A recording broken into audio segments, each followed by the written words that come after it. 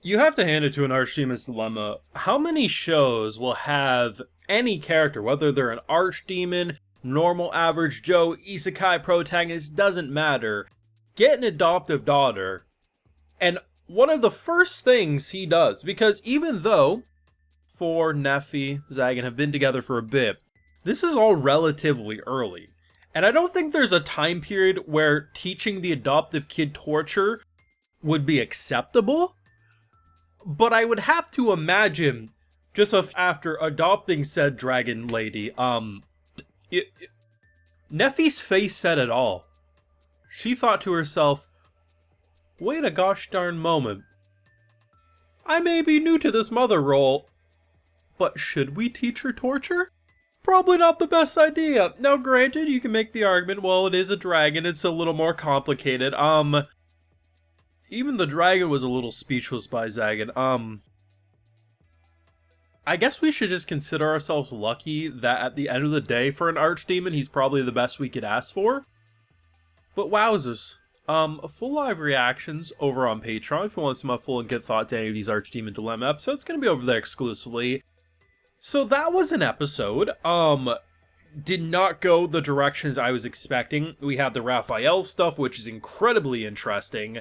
4 ran away from home to accomplish something, which basically is she wants to go kill Raphael. She doesn't exactly know his name or anything, but she did have a realization of who she thinks is responsible for her parents' death. Everything that we got in this episode just makes me crave a season 2 so much, because it really feels like, especially with the church side, the story is at such an interesting crossroad right now. I really thought someone like Raphael was going to be such a giant D-bag, but after last week's episode, I said he was completely different than I was expecting, and after this episode, seemingly even more so.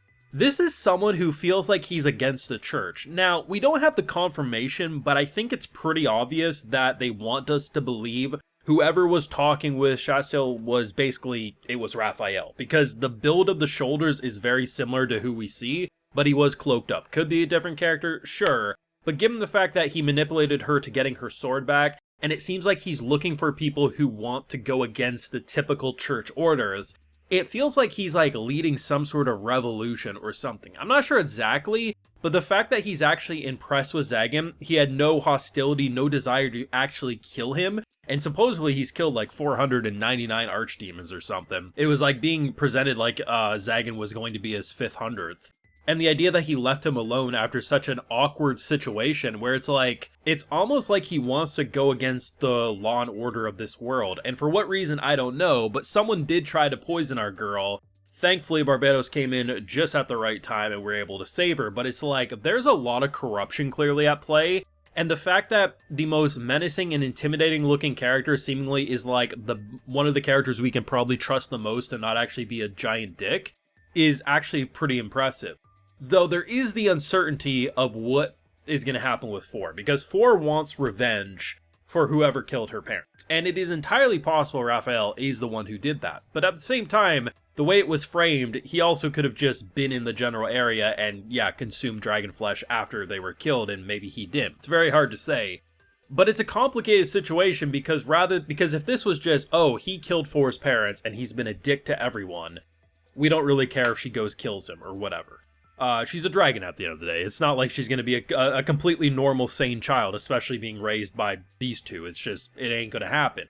But the fact that he actually seems like he's a good person, it makes it so much more complicated and, as a viewer, more engaging to follow. But what they were able to accomplish with the whole little shit energy that was 4 going against our new maid, because imagine going from this like really respected knight to now being a maid tormented by this like 8-year-old looking kid who's like probably actually like 200 years old by dragon years, but you get my point. The fact that because she gets scolded, right, after the whole talk of I'll teach you how to torture, you don't just kill, you make them beg for death, and it's like, sure, why not? The fact that she's throwing frogs at her, she Mario Karts her ass at one point with a banana peel, like, she is just tormenting her. And honestly, I was a little freaky at first when she had that giant dragon claw up above her head. I was like, oh god, please don't. Like, she's so nice to you, and then she just starts pinching.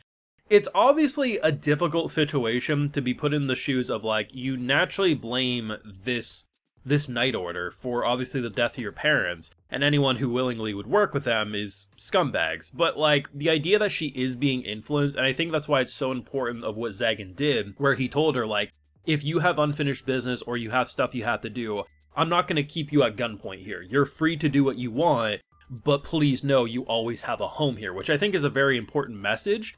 I just hope we can make it so she gets off the path of revenge, because at the end of the day, revenge isn't going to make her feel better. Like, if there's actually some evil scumbag who needs to die, let's get rid of him. But if, like, it is the situation where Raphael actually did kill the parents, I mean, I don't see him as a bad guy that needs to be eliminated. If anything, he seems to be a plot point and a character with a lot of more complexities than you first give credit to, that could really shape the future going forward, and it kind of highlights why if we could get a season 2, the story's just going to get more and more interesting. Because we have the family dynamics with their own personal stories, which are interesting, but it's more of like that slice of life, seeing them build and bond.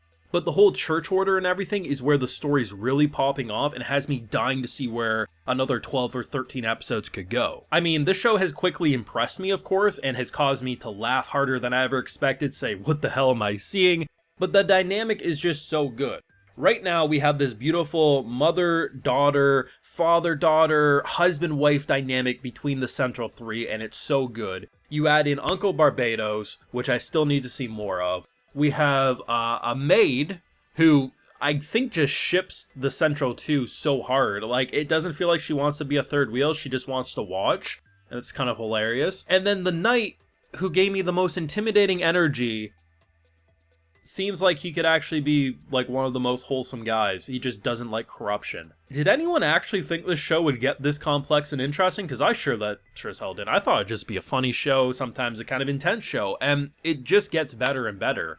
I love the direction of the comedy. I think, in general, the art style just kind of clicks with me. It's pretty simple in a lot of ways, but it just works. Like, it doesn't feel basic. It just has, like, the simplistic charm, you know, and, sad. We're almost done this show, but please, for the love of God, give us a season 2. Now, of course, those are my feelings. Let me know what you thought on this week's episode of An Archdemon's Dilemma down below. Leave a like if you enjoyed, subscribe if you're new around here, of course, ring that bell so you can notify when I upload more, and like I mentioned, we got those full live reactions over on Patreon, and hey, while you're over there, I'll also give you a video shout out. Alrighty, so today we have SW Me, Nano Dog, Hikari Oni, Jedmons 9173, Durhosh, Franklin Greenway, and we also have Fletch Bringer. So I appreciate the support, everyone. Please take care, and for the love of God, do not teach your child how to torture. Archdemon or not, that's a no-no. Probably the funniest thing I've seen in this show. Have a good one.